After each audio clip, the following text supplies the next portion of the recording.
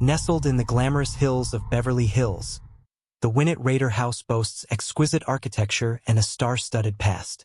But beneath its opulent facade lies a chilling secret. This house is said to be haunted by restless spirits. The actress, known for her role in Patriot, moved into this storied mansion seeking refuge from the bustle of Hollywood. But she wasn't prepared for the eerie occurrences that awaited her. From the moment she settled in, strange phenomena began. Footsteps echoed through empty halls, whispers filled the air when no one was near, and objects mysteriously moved. The actress spoke openly about the chilling encounters, describing vivid dreams where shadowy figures whispered warnings of past tragedies tied to the home. The mansion's history reveals a dark chapter. Built in the early 20th century, it was owned by an eccentric millionaire who hosted lavish parties.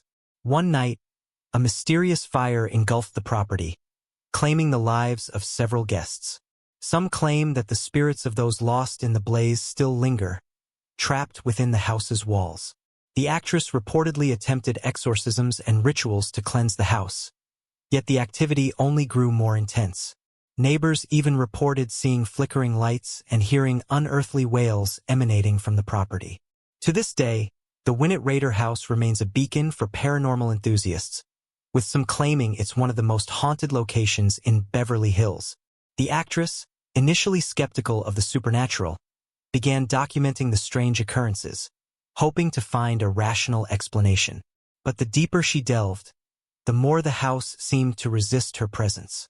Doors would slam shut with such force they cracked the wood. Yet there was never a draft in the air. Mirrors reflected faint, flickering images of people who weren't their faces twisted in expressions of fear and anguish. One evening, she invited a close friend, a renowned skeptic and historian, to stay the night and help her uncover the truth. Together, they combed through the mansion's forgotten spaces, discovering a hidden door in the cellar, concealed behind an aging wine rack.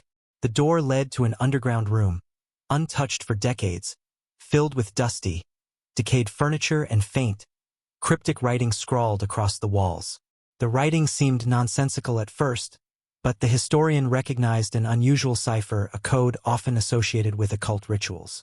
One phrase stood out, repeated over and over: "The past is alive. The debt is unpaid." When they returned upstairs, they found the once cozy living room transformed. Every picture frame had been turned to face the wall, and the faint scent of burning wood filled the air. The actress froze, her heart pounding, as she spotted something impossible. An old photograph, scorched and cracked, lying on the coffee table.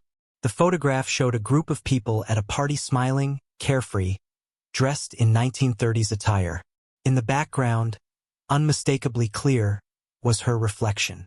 The discovery of the photograph sent chills down her spine. How could her image be in a photo that was nearly a century old? The historian, equally shaken, suggested they dig deeper into the house's origins. As night fell, the two decided to leave the research for the morning, but sleep was elusive. Around 3 a.m., the actress awoke to the sound of muffled laughter echoing through the hallways. It was faint but distinct, a group of people talking and laughing as if attending a party. She tiptoed toward the noise, her heart hammering, and found herself drawn to the grand ballroom, a space she rarely used. When she opened the doors, the room was alive. Chandeliers sparkled as if freshly polished, and the dusty floorboards gleamed under the glow of candlelight. Elegant couples danced to the sound of a phonograph playing a hauntingly familiar tune. She stood frozen, her mind racing to comprehend the impossible scene before her. Then, one by one, the dancers began to turn their heads toward her. Their faces, illuminated by the flickering light, were hollow-eyed and pale, as if drained of life. The music warped, slowing to an eerie, discordant hum. She tried to step back, but her feet felt rooted to the floor. "Welcome home," a voice whispered behind her. Spinning around, she came face to face with a man in an impeccably tailored 1930s suit. His smile was warm, but his eyes were empty. "We've been waiting for you," he said, extending a hand. The historian burst into the room, snapping her out of the trance. The ballroom was empty, dark, and silent once again. "Did you see them?" she gasped, clutching his arm. But the historian wasn't looking at her. His eyes were fixed on the mirror at the far end of the room. In its reflection, the grand party continued, and among the ghostly guests, the actress stood, her hand in the man's. The historian staggered backward, his face pale as he stammered, "That's not you, is it?" The actress turned slowly toward the mirror, dreading what she might see. In the reflection, her mirror image wasn't just holding the man's hand, it was smiling, her expression serene, almost complicit. She looked closer and noticed something horrifying. The reflection wasn't wearing her clothes. Instead, it was dressed in a glamorous 1930s gown, shimmering like liquid silver. The man leaned in close to the mirrored version of her, whispering something inaudible, but her reflection nodded as if in agreement. The scene in the mirror flickered like an old film strip, and then the ballroom behind her reflection erupted into chaos. Guests screamed, clawing at the air as an unseen force dragged them into the darkness. Fire surged in the background, consuming the elegant room. Her mirrored self didn't flinch, her smile frozen, even as the flames licked closer. The actress stumbled back, clutching the historian's arm. "What does it mean? That's not me," she shouted, tears welling in her eyes. But before he could answer, the house shuddered violently, as if protesting their intrusion.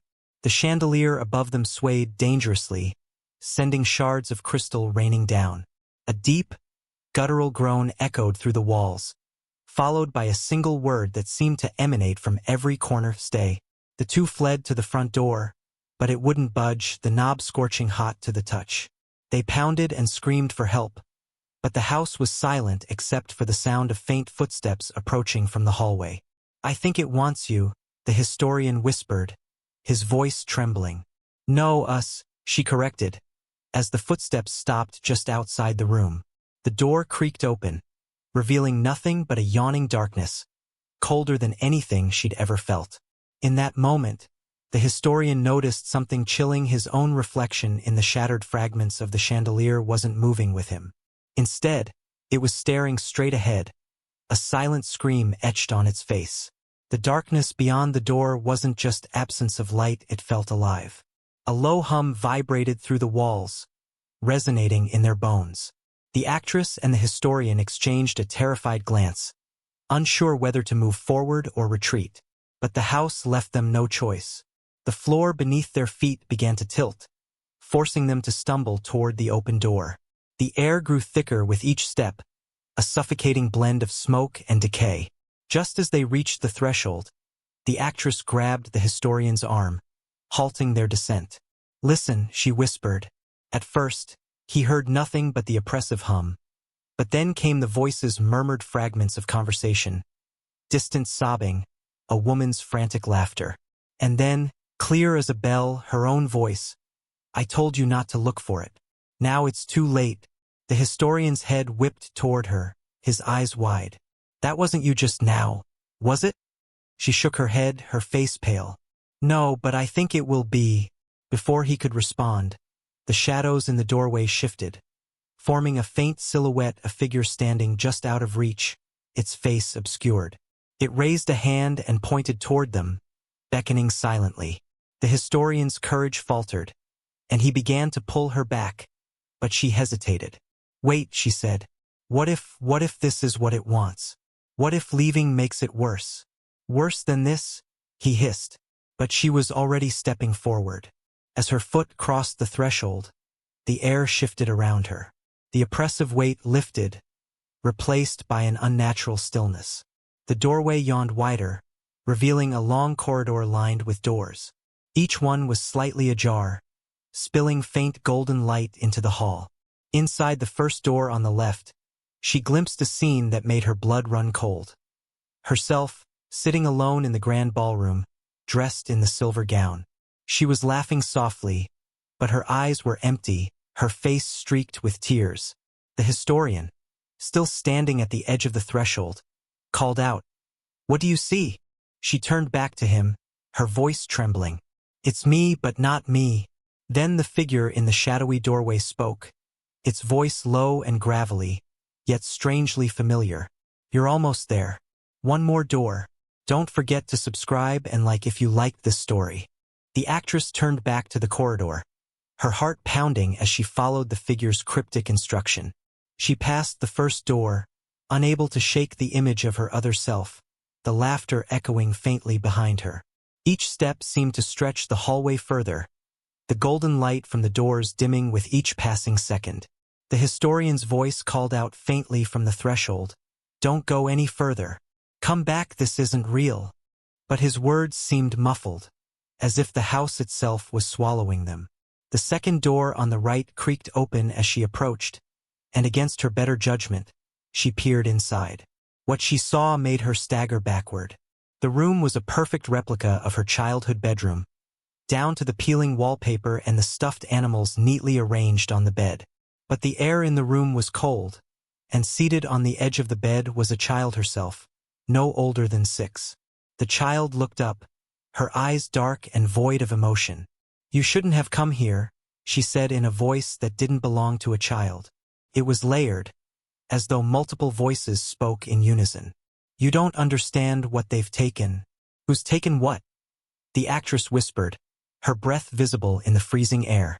But the child didn't answer. Instead, she pointed toward the far end of the hallway, where a single door remained shut. Unlike the others, no light seeped from its edges. The wood looked ancient, charred in places as though it had survived a fire. The historian, who had finally summoned the courage to follow her, appeared behind her. "What did you see?" he asked, his voice strained. "A piece of my past," she murmured, her gaze fixed on the final door. "But I don't think it's mine anymore." As they approached the last door, the air grew heavier, the hum intensifying into a deep, resonant vibration. The historian reached out to stop her. "This has gone too far. Whatever's behind that door, it's not meant for us." But the actress shook her head, her voice distant. "It's not just the house, don't you see? It's me. It's been me all along." Before he could stop her, she grasped the cold, twisted metal handle of the door. The moment she touched it, the house seemed to exhale, and the vibration stopped. For a brief, terrifying second, everything was silent. Then the door swung open. Inside was nothing but a void and endless, churning darkness, pulling at them with an invisible force. And from within it, a voice emerged, familiar yet unrecognizable, calling her name softly, beckoning. The historian grabbed her arm. "Don't step in. You don't know what it wants." But the actress's gaze was fixed on the void, her face pale and unreadable. "I think it's not what it wants. It's what it needs." The pull of the void grew stronger, and before the historian could act, she took a step forward. As her foot crossed into the void, the actress felt an unbearable cold seep through her skin, deeper than any physical sensation. The darkness seemed alive, writhing like smoke and shadow intertwined, and it whispered her name over and over, each repetition more insistent than the last. Behind her, the historian shouted, his voice distant as if filtered through layers of thick glass. "You don't have to do this. Whatever it is, it's lying to you." But the void wasn't pulling her in, it was waiting. She felt its anticipation like a heartbeat, syncing with her own, urging her to step further. The whispers changed, merging into fragmented sentences spoken in her own voice. "You saw the fire. You remember what you did. You've always known this would end here." And then, as if it had always been there, she saw it, a figure standing at the very center of the void, faintly illuminated by a cold silver light. The figure was her. Not the woman she was now, but an older version, weathered and calm, her eyes burning with something ancient and knowing. The older version smiled faintly, lifting a hand in greeting. Finally, the older version said, her voice echoing, "It's time to understand." The actress hesitated, torn between fear and a strange sense of inevitability. "Understand what? What are you?" The older version tilted her head, her expression softening. "I'm you, the you who made the choice, the you who stayed, and now you must choose." Behind her, the historian was at the edge of the void, his face pale, his arm outstretched. "Don't listen to it. he screamed. "You don't have to go any further. Come back." The void responded to him with a low growl, the shadows surging forward as if to push him back. The older version of her chuckled softly. "He doesn't understand. He thinks he can save you. But there's no saving to be done." The void began to ripple, revealing flashes of the house as it had been in its prime. Grand parties, laughter, champagne glasses clinking, but beneath it all, a pervasive sadness. Figures flickered in and out of view, people arguing, crying, disappearing into the shadows. "What is this place?" the actress whispered, tears streaming down her face. Her older self's smile faded. "It's everything you left behind. And everything you'll take with you." She extended her hand. "Step forward, and you'll finally know the truth. Step back, and you'll spend the rest of your life running from it." The shadows around her grew restless, the whispers louder now, almost pleading. The historian's voice broke through the noise, desperate. "Please don't go. You don't have to choose this." The actress stood frozen, her heart pounding as the void pressed closer, its secrets just out of reach. The air grew still, waiting. The actress wavered, caught between the pull of the void and the desperate cries of the historian behind her. Her older self waited patiently, her hand still extended, her expression unreadable. The house seemed to hold its breath, the air thick with an unnatural silence. "Why me?" the actress whispered, her voice barely audible. "Why now?" The older version of herself tilted her head, the faintest flicker of sympathy crossing her face. "Because you're not just part of the house anymore. The house is part of you. It always has been. Don't you remember?" The words sent a chill through her, stirring a memory she couldn't fully grasp. Flashes of firelight, the scent of smoke, the sound of voices arguing in the distance, they flickered at the edges of her mind like a half-forgotten dream. "No," she said, shaking her head, her voice trembling. "I don't understand. What am I supposed to remember?" Her older self's smile faded entirely, replaced by a look of quiet sorrow. "Then you're not ready." The void rippled violently, the whispers growing louder, more frantic. Shadows began to spiral around the room, pulling at her, urging her forward. The historian lunged toward her, his hand grazing hers, and in that moment, the world around them seemed to collapse. The corridor twisted and warped, the golden light from the doors extinguishing one by one. The house groaned like a living creature in agony, and the void surged forward, swallowing everything in its path. "Run!" the historian shouted, his voice breaking. But before either of them could move, the actress felt the floor give way beneath her. She fell not into the void, but into a different time. She landed in the grand ballroom, now restored to its former glory, the chandeliers casting warm light over an elegant party in full swing. Laughter and music filled the air, and for a moment, everything seemed normal. Then she saw them. Her older self stood in the corner, watching her with a look of quiet resignation. Across the room, the shadowy man from the photograph stepped forward, his piercing gaze locking onto hers. He raised his glass in a silent toast, his smile cold and knowing. The guests began to notice her. One by one, they turned their heads, their cheerful expressions melting into something far darker. The music slowed, distorted, as the guests began to chant in unison, "The debt is unpaid. The past is alive." She tried to move, to scream, but her body wouldn't obey. The historian's voice echoed faintly, as if from another world. "Wake up! You're still there, wake up!" Her gaze darted back to the older version of herself, who mouthed a single word, "Choose." The scene began to unravel, the edges of the room dissolving into shadows. She felt herself being pulled in two directions toward the man, who now extended his hand, and toward the faint echo of the historian's voice, growing fainter by the second. The actress felt the world splitting around her, the weight of the house's secrets pressing against her chest like a vice. The shadowy man stepped closer, his hand steady, his eyes filled with an unnerving certainty. The historian's voice, distant and strained, tugged at her like a lifeline. "Choose," her older self's voice echoed in her mind. overlapping with the chanting of the guests. The debt is unpaid. The past is alive. Tears streamed down her face as she whispered, "I don't understand what you want from me." The shadowy man smiled. "You do," he said softly. "You've always known." In a sudden, blinding rush of clarity, the memories came flooding back. The house wasn't just her home, it was her inheritance. Decades ago, in another life, she had lived here. The fire, the tragedy, the debts unpaid, it had all been her doing. She had tried to escape the consequences, abandoning everything and everyone she'd wronged.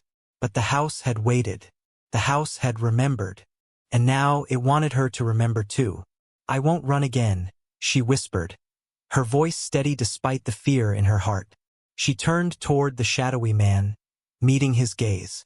"I'll pay whatever debt is owed." His smile widened, and the guests began to clap slowly, their faces stretching into grotesque, hollow-eyed masks. The room quaked as the void began to consume the edges of reality, pulling the ballroom and its inhabitants into darkness. "No!" the historian's voice screamed, piercing through the chaos. He appeared beside her, grabbing her arm. "You don't owe this place anything. You didn't cause this." She looked at him, her eyes soft but resolute. "It's not just about what I caused. It's about what I left behind." The void surged forward, swallowing the walls and the guests. The shadowy man stepped back, his figure dissolving into the swirling darkness, and the older version of herself gave a faint nod before vanishing entirely. The actress squeezed the historian's hand. "You have to go," she said. "You don't belong here." "Neither do you," he shouted, refusing to let go. But the void had other plans. The shadows wrapped around the historian, pulling him away despite his protests. He reached out one last time, his fingers brushing hers, and then he was gone. The actress turned to face the void alone, her heart pounding but her resolve unshaken. She stepped forward, and the shadows enveloped her completely. For a moment, there was only silence. Then, she opened her eyes. She was standing in the grand ballroom again, but it was empty, silent, and still. The air was clean, the floor polished, the chandeliers glowing softly. The house had been restored not just to its former glory, but to something peaceful. The shadowy man, the older version of herself, the guests, they were gone. In the reflection of the grand mirror, she saw herself, unchanged but lighter somehow, as if a great weight had been lifted. And there, in the corner of the mirror, stood the historian, watching her with a faint smile. She turned, but the room was empty. The actress walked out of the ballroom, the house quiet behind her. As she stepped into the sunlight, she realized the house had finally let her go. But she also knew it would never truly leave her. Some debts, after all, are never fully paid. Don't forget to subscribe and like if you liked this story. Any coincidences with real events or characters are accidental.